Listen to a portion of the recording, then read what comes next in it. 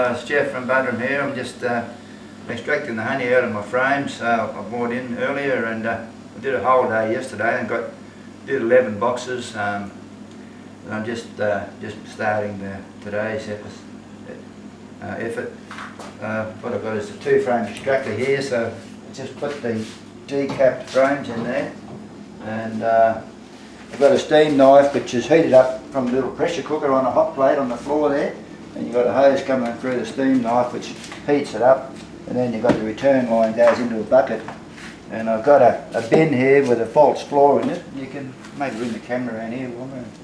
I've got a stainless steel gauze thing with about a 2 or 3 inch floor, and I've got a bit of wood with a nail sticking upwards. I think that's not a good frame to start off on. Now, and then what you do is you put the frame on that nail, and then you can move it around.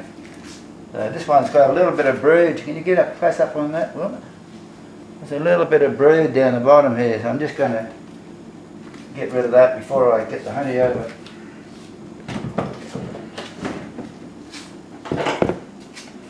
And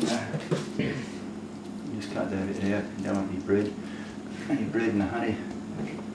And that's the sort of stuff I keep for the Hakanoko that I was talking about in the Hakanoko video. I've got a better bit to show you. So what I do is clean up the bottom board.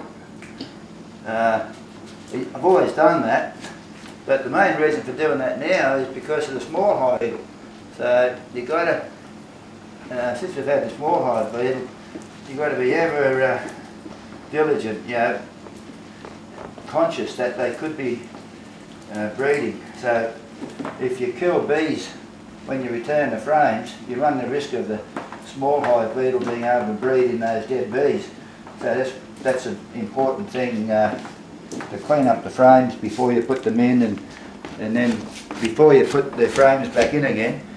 Because what I do is sometimes the frames might be out for 2 or 3 days before I get them back in. So what I do is take a scraper down there and clean up the sides of the boxes, and if it's a bit of a build-up on the queen excluder, get rid of that, because just to reduce the risk of killing bees. So that's what I do. So that's the second one in there. So some people use electric motors, but this is a little bit of work. At what stage of the process do you... Nobody would believe that I was 95 years old, would they? This is what keeps me young. At what stage of the process do you start extracting honey? Well, hang on. You extract the honey when the frames are... Well, I take it when it's pretty well fully capped. Why is that? Hang on. Wait till you get a bit closer. When I finish doing this, it's a little bit easier there. We're in the start of summer here, and it's quite warm, and the honey's quite easy to get out. It's a bit harder in the winter time. But I've got a frame here. This is a beautiful frame, but it's made from a frame that didn't have any foundation. So what I'm going to do with this one is I've got a fair bit of honeycomb in the freezer for customers that want honeycomb. So what I'm going to do with this one, I tried extracting it, but what happens is it breaks apart in the extractor, and then it blocks up the hole on the way out. So all I do with this is just get a knife and cut it all out into the cuttings. Just drag it all up in here. Let it all run out of the sort of... I know it's good honeycomb, but I've got enough for my customers' honeycomb, so you don't have to worry.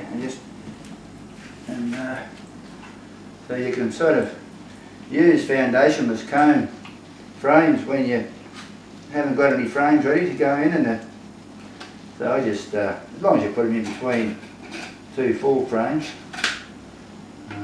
that are fairly full. What does that just make them too weak What's that? Makes them... for the spinner? Yeah, they haven't got the wire, it hasn't got the thick foundation, and quite often it just breaks, you know, bits of it break out, and then you find it blocks up the hole. I'll just let it run over here. Anyway, another one here to show you here. This is one I mentioned in my Hakanoko video. This came out of a hive that didn't have the queen excluder, and as I mentioned, we get this drone comb, and generally it's on both sides. It's the same on both sides, so it generally corresponds. So what I have been doing is, yeah, if the rest of it's full of honey, well, I just cut that bit out, and you know, if you want to use it for Hakanoko, well you can, or if you don't want it, or if you haven't got time to muck around with it, well, you just melt it down with the weight. That's pretty easy. So, you just sort of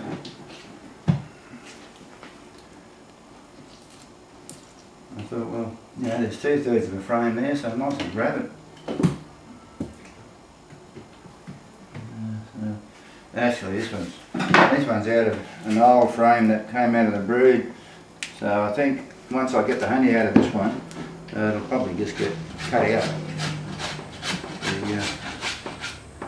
There's a way that somebody told me years ago, a way to tell if the frame's ready to get rid of the inside of it and replace it. If you extract the honey out of it and you hold it up to a light and you can't see through it, I reckon that's when it's time to replace it. So, plus the bees like it, when you give them fresh foundation, and you get better production if you use them. Keep your frames nice and new. A lot of people sort of don't bother. A lot of people think that keeping bees is just extracting the honey out of it. But you've got to be aware of the brood section, which is the most important part of the hive.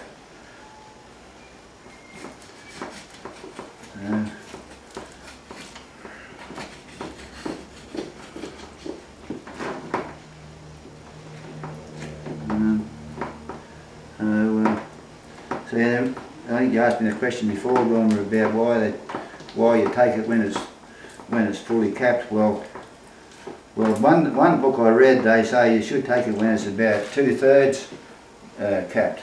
But if it's like that, I just put my finger in the honey and have a taste of it. If it tastes a little bit sort of nectary, I just leave it, and if it tastes like a real rich honey, real thick honey, I just take it. But see, what happens is the bees don't put a cap on it until they've extracted the right amount of moisture out of the honey. And the bees know that once they put a cap on it, it'll keep indefinitely without fermenting. So if you take honey before it's, what the beekeepers call ripe, you could run the risk of the honey fermenting on you.